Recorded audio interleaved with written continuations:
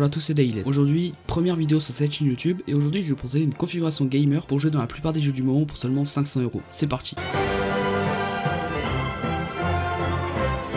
On ne perd pas plus de temps, on commence avec le processeur. Un AMD Ryzen 3 2200G, c'est un excellent processeur avec un très bon rapport qualité-prix pour seulement 90 €. Vous avez un processeur quad-core, quad-thread, cadencé à 3,5 GHz en normal et 3,7 en boost. Il possède aussi 6 Mb de cache et 20 Tb inclus. Et en bonus, vous avez même une partie graphique intégrée, même si en soi, elle doit pas vraiment être ouf. Après, je vous laisserai les vérifier, peut-être que je me trompe. Mais c'est quand même quelque chose à prendre en compte. Donc un très bon processeur, surtout en vue du prix de ce dernier. Ensuite, la carte mère, la MSI A320M-A Pro Max. C'est une carte mère au format micro ATX, socket AM4, elle ne possède ni Wi-Fi ni Bluetooth, il faudra donc prendre une clé à part. J'ai bien dit clé et non carte, tout simplement parce qu'une carte Wi-Fi nécessite un port PCI Express dédié. Et malheureusement, la carte n'en possède qu'une seule, qui est déjà utilisée par la carte graphique. On passe directement à la mémoire vive, une barrette Corsair Vengeance LPX noire. Nous avons 8 Go cadencés à 2666 MHz pour seulement 50 €, un très bon rapport qualité-prix, ce qui est donc parfait pour notre config à prix assez serré.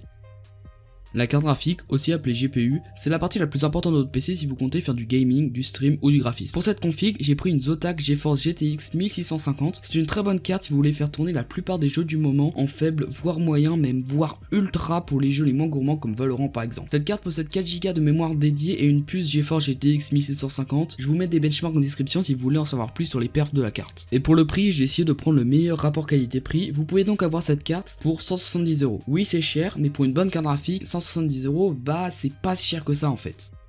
Je vous interromps juste 2 secondes dans la vidéo pour vous dire d'aller vous abonner à mon Twitter parce que je suis vraiment super actif dessus et ça me casse les couilles d'avoir personne, donc voilà. Il est en description et s'affiche à l'écran, sur ce je vous laisse avec la vidéo. Pour la partie stockage de la config, j'ai choisi de ne pas mettre de SSD, tout simplement parce que c'est trop cher. J'ai donc pris un seul HDD de 1 Tera, un Western Digital Blue. J'ai pas grand chose à dire sur le disque, mis à part qu'il fait 3,5 pouces et qu'il fait 5400 tours par minute. Pour le boîtier, j'ai pris la base dans les boîtiers pas chers, le Bitfinex Nova noir à 42 €. Il existe aussi une version blanche, à vous de choisir celui qui vous convient le mieux. Le boîtier est vraiment très sobre, mais ne possède malheureusement pas de fenêtre pour admirer vos composants en direct.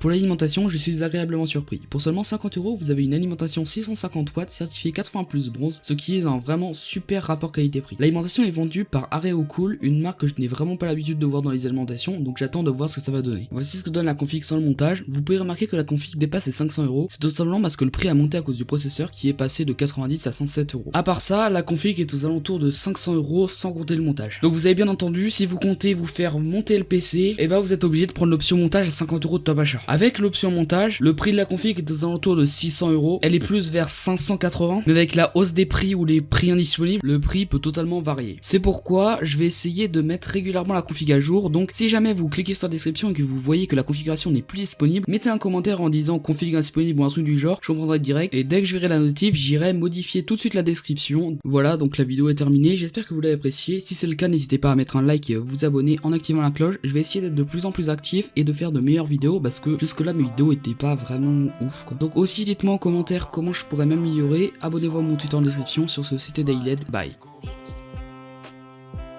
Fidèle, pas besoin de la loyauté de cette go. J'claque le bénéf à la Madeleine et dans le frigo.